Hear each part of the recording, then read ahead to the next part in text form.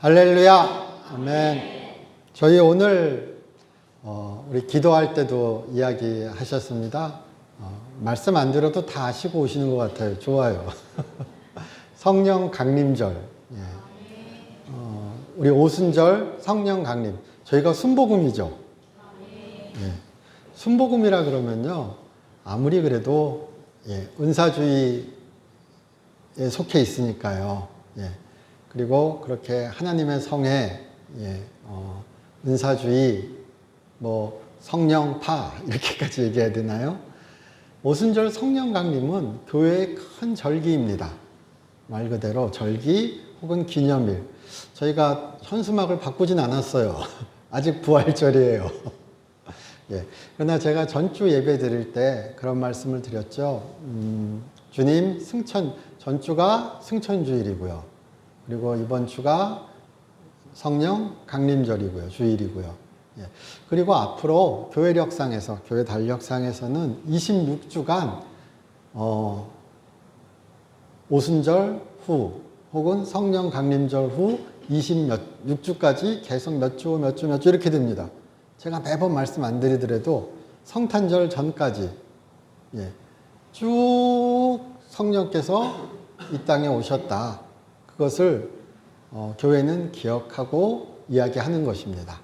그러니까 다시 오실 예수님을 기다리며 이 땅에 오신 성령 하나님과 함께 우리가 살아가는 것이죠. 그러므로 오늘은 기쁜 날입니다. 그리고 성령을 그렇게 우리에게 허락하시기를, 또 우리에게 오셔서 우리와 함께 하시고 계시는 성령 하나님을 찬양할 수 있는 우리 되시기를 주님의 이름으로 축원합니다. 오늘 제가 본문을 요한복음 14장 8절부터 17절까지를 같이 읽었습니다. 그리고 제가 제목을 또 다른 보혜사 이렇게 적었죠. 보혜사에 대해서는 대부분 다 잘 아시죠? 대부분이 아니죠. 몇몇 부 빼놓고는 20년들 다 넘으셨어요. 30년도 계세요. 40년도 계세요. 50년도 계실까요?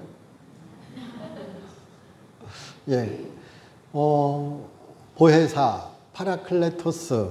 근데 보혜사 그러면은 좀 익숙하고, 파라클레토스라는 표현도 익숙하시죠? 그럼 있어 보이는 걸로 외우세요.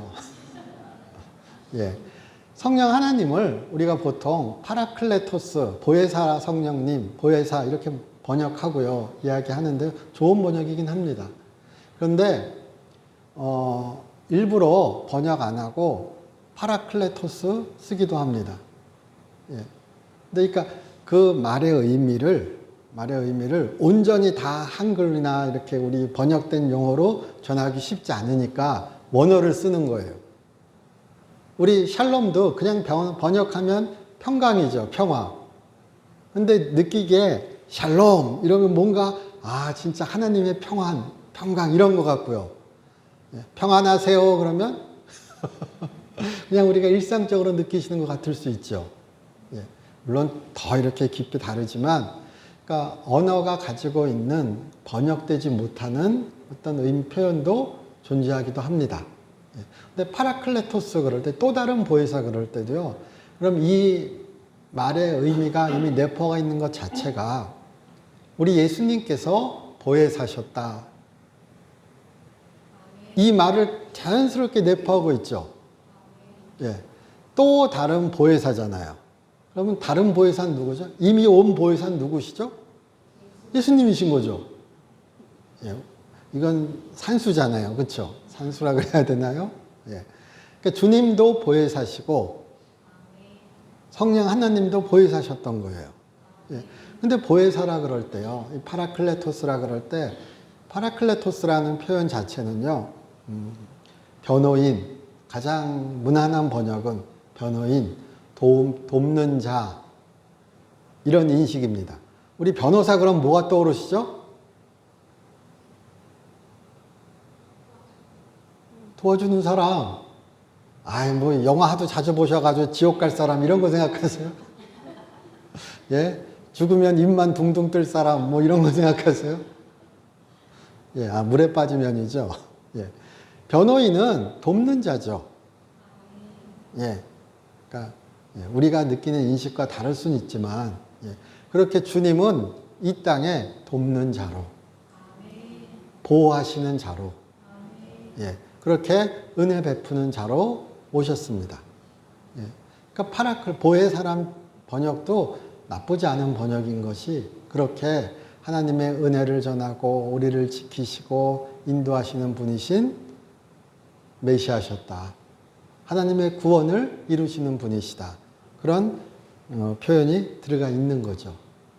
그런 것처럼 다시 주님 대신 혹은 주님을 이어서 이 땅에 오신 성령 하나님도 보호하시는 분이시고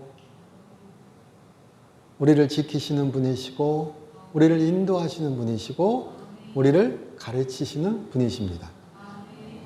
그 인식이 우리 안에 가득하시기를 소망합니다.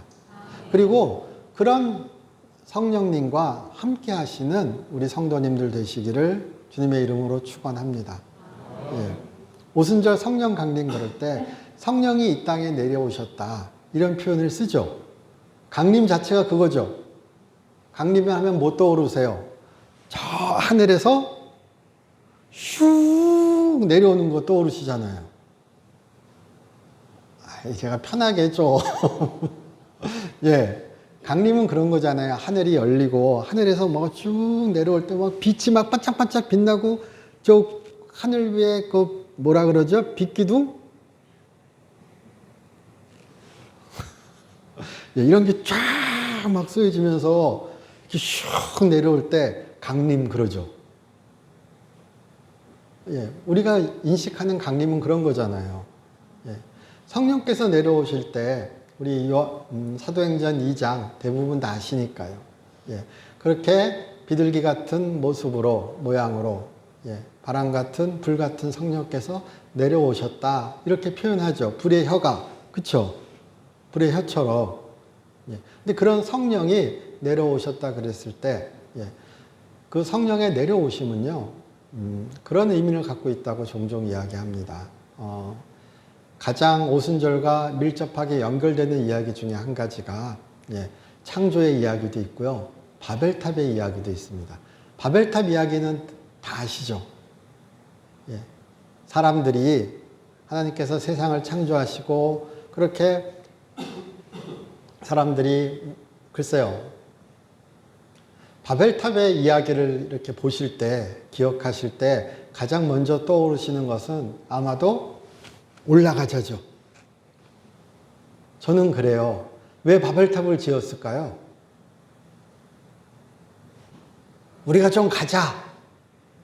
우리의 이름을 알리고, 하나님께 우리들 좀 더 보여드리고, 우리도 좀 하나님과 가까이 되고, 이왕이면 높이 가는 게 최고죠. 제가 전에도 이 본문 보면 항상 예를 드는 이야기가 성공한 사람 영화나 드라마에서 보실 때 어떤 장면 나와요? 빌딩 높은 곳에 사무실 쫙 이 통창유리 있고 도시를 바라보며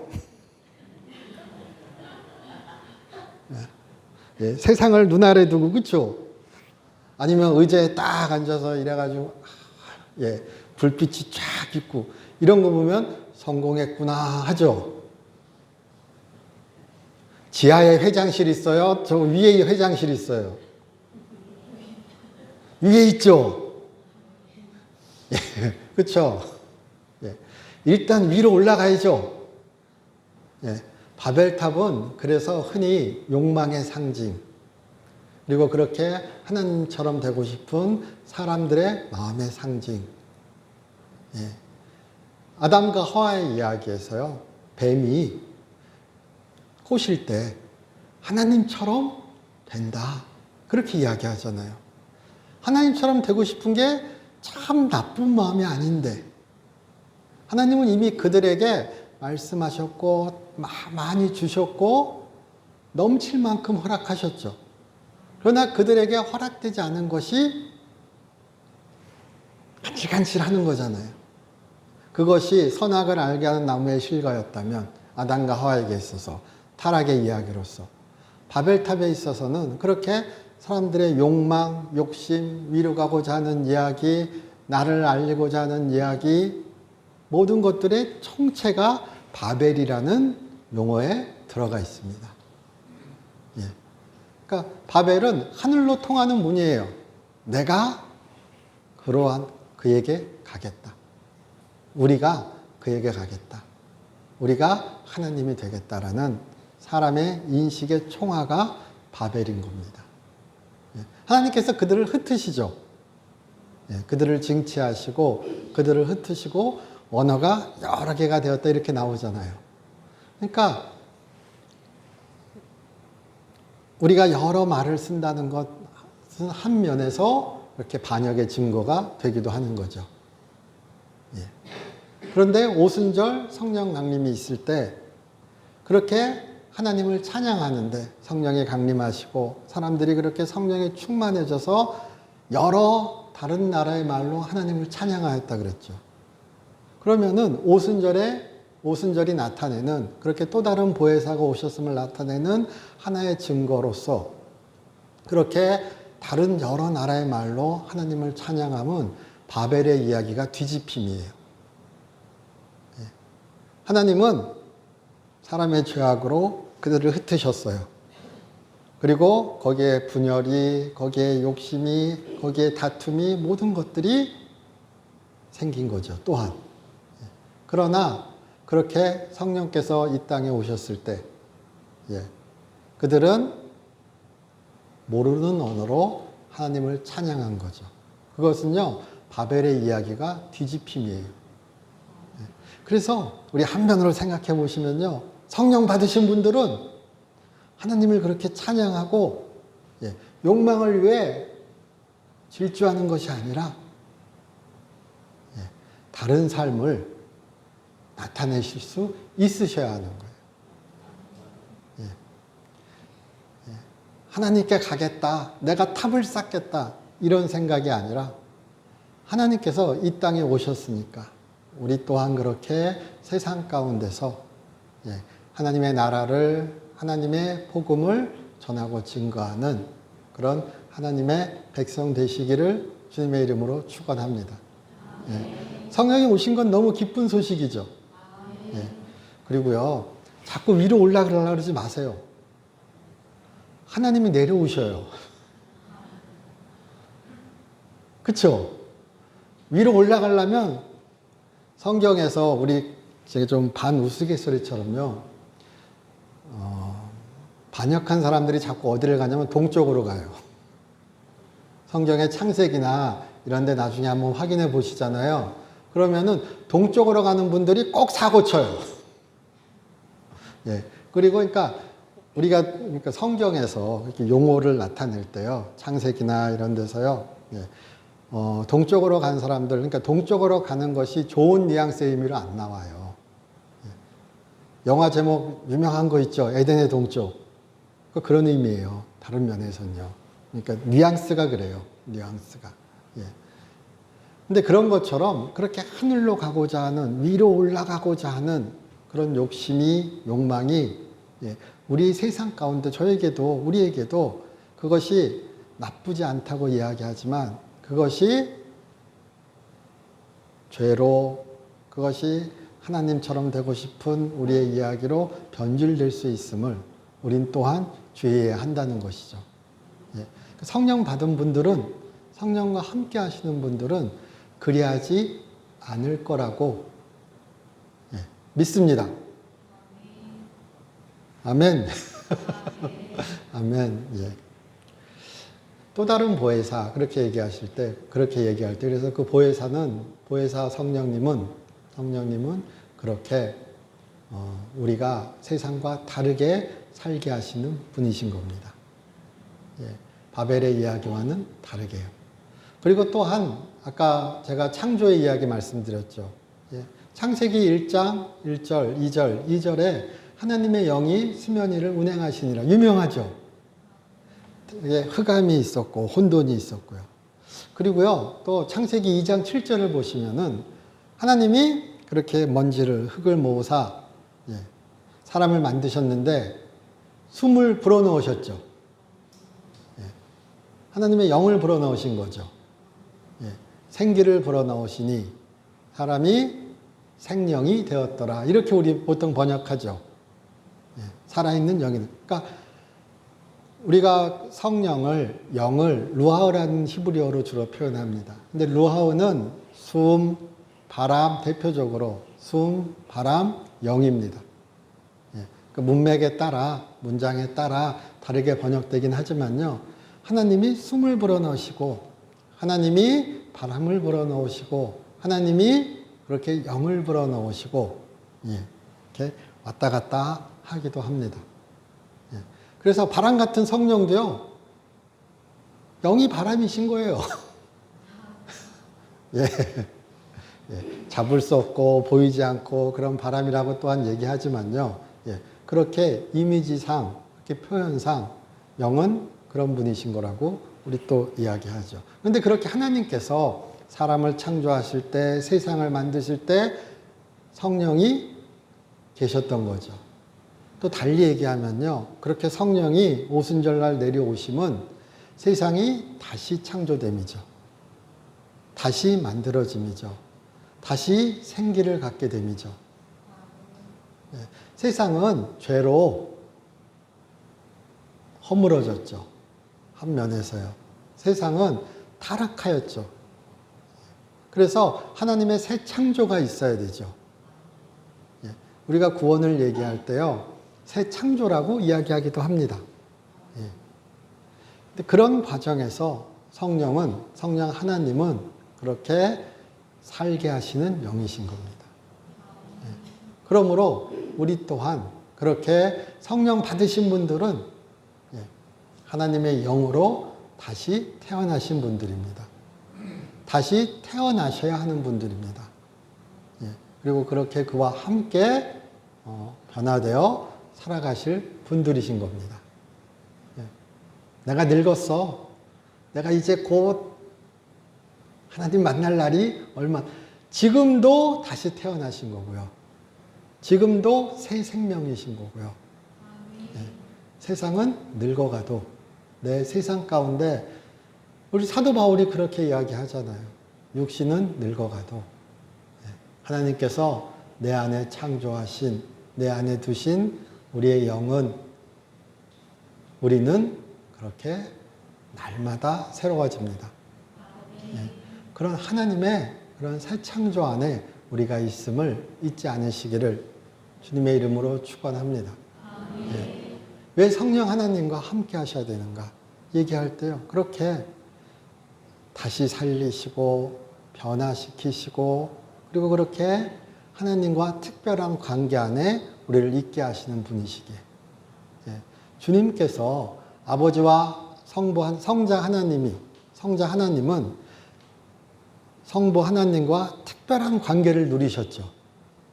근데 또한 주님은 그렇게 얘기하시잖아요.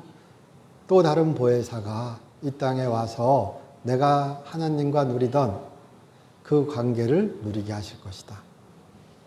그러므로요, 성령 하나님은 우리가 그렇게 주님께서 누리셨던 하나님과의 그런 특별한 관계를 누리게 하실 수 있는 분이신 거예요. 그러니까 성령을 받으셔야 혹은 성령 안에 있으셔야 말 그대로 신자고요. 말 그대로 구원받은 자이고요. 말 그대로 다시 태어난 자이고요. 다 성령 하나님이 안 계시면 이루어질 수 없는 이야기인 겁니다. 내가 하나님과 함께 있다라고 우리가 표현하시죠. 성령 하나님이 계셔야 하는 겁니다. 자, 그러면 제가 질문 드릴게요. 되게 어리석은 질문 같은데요. 성령님과 함께하고 계세요? 아멘. 이 대답이 바로 나오신 분들에게 복이 임하기를 주님의 이름으로 축원합니다. 우리가 자기 인식이라 그러죠. 그것도 중요하죠. 나는 성령의 사람이다. 나는 하나님과 그렇게 주님께서 누리셨던 특별한 관계를 누리는 사람이다. 교만이 아니라요. 예. 내가 바벨탑을 세우지 않아도, 내가 선악과를 먹지 않아도, 예. 하나님은 나에게, 성령 하나님은 나를 하나님과 그렇게 특별한 관계로 인도하신다. 예. 그런 인식이, 그런 체험이 우리 가운데 가득하시기를 주님의 이름으로 축원합니다. 예. 그 세상에서 가장 부러운 사람은 성령의 사람인 겁니다. 세상에서 가장 성공한 사람은 성령의 사람인 겁니다. 예. 하나님께 칭찬받는 사람은 성령의 사람인 겁니다. 하나님이 기뻐하시는 사람이 성령의 사람입니다. 예.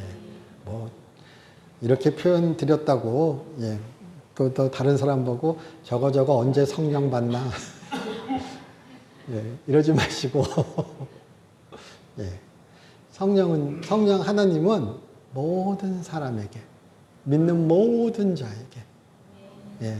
그렇게 허락된 또는 오시는 하나님의 영이십니다. 주님의 영이십니다. 예.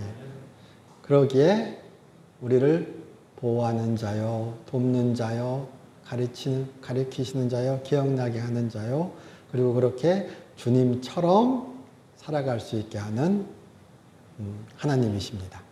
예. 그렇게 우리가 이해하셨으면 좋겠습니다. 예. 요한복음 14장, 우리 오늘 본문을 한 번도 거의 안 봤죠. 예. 요한복음 14장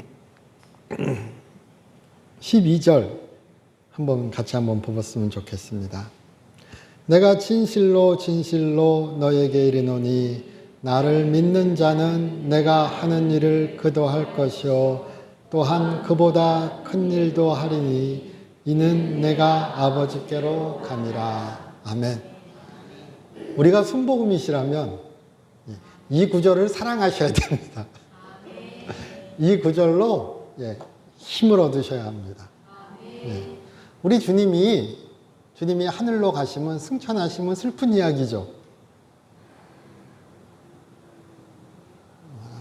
저도 그렇고요. 주님이 하늘로 가셨다는 걸 슬퍼하시는 분이 없어요. 예. 그가 이 땅을 떠나시면 그렇게 얘기하시는 거죠. 다른 보혜사의 오심이다. 예. 그리고 그가 너희와 함께 하여서, 예. 우리 오늘 읽은 표현처럼요, 나를 믿는 자는, 근데 여기서 나를 믿는 자는요, 성령과 함께 하는 자예요. 예. 내가 하는 일들 그도 할 것이요 또한 그보다 큰 일도 하리니. 내가 하는 일, 그보다 큰 일도요, 요한복음의 문맥상에서는 이거 따질 것도 없이 기적입니다. 예. 여기에 우리가 다른 영적인 의미를 붙이고 표현을 하고 뭐 우리의 삶에서 적용을 하고 막 이렇게 할 수 있겠죠. 그러나 정상적으로 성경을 읽었다면, 예. 그리고 문맥에 맞게 해석을 하였다면, 예. 더 큰 일, 내가 한 일은 하나님의 표적, 그렇게 하나님이 나타나는 주님이 하신 표적의 이야기들이에요. 예. 그런 일들이 일어날 것이다.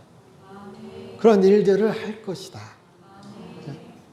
그리고 대표적으로 우리가 사도행전을 보시면은 그렇게 베드로가, 바울이, 다른 여러 사람들이, 그리고 여러 사람들에게 하나님 나라의 역사가 일어나잖아요. 예. 걷지 못하는 자가 걷게 되고, 예. 죽은 자가 일어나고, 감옥 문이 열리고, 예. 뭐 많죠. 많다 그러니까 막 생각하시는 거죠, 그렇죠? 그러니까 직접적으로 그런 일들이지만 또한 그렇게 성령께서 우리와 함께 계심은, 그리고 성령이 그렇게 보혜사이신 성령께서 우리와 함께 계심은, 그렇게 우리가 하나님 나라의 역사를, 하나님 나라의 그런 증거를 나타내는 자들이요, 경험하는 자들이요, 그리고 그렇게 그것을 통하여 복음을, 주님을, 하나님께 영광을 돌리는 사람들이란 자기의 인식인 겁니다. 그러므로 이 구절을 사랑하시기를 소망합니다. 예. 또 다른 보혜사가 오셔서 예. 그렇게 제자들이 하였던 것처럼 그리고 많은 시대에 성령의 사람들이 하였던 것처럼 그리고 이 땅에 지금 이 시대에 성령의 사람으로서 우리들이 그렇게 주님의 역사 가운데 쓰임받는 자들이 되시기를 주님의 이름으로 축원합니다. 아멘. 우리는 성령의 사람입니다. 그렇죠? 예. 우리는 믿는 자고요. 우리는 성령의 사람이고요. 근데 마치는 말을 잠시 드리자면 그런 거 있죠. 어디 가서 믿는 자라 그러면은 당당히 얘기하죠.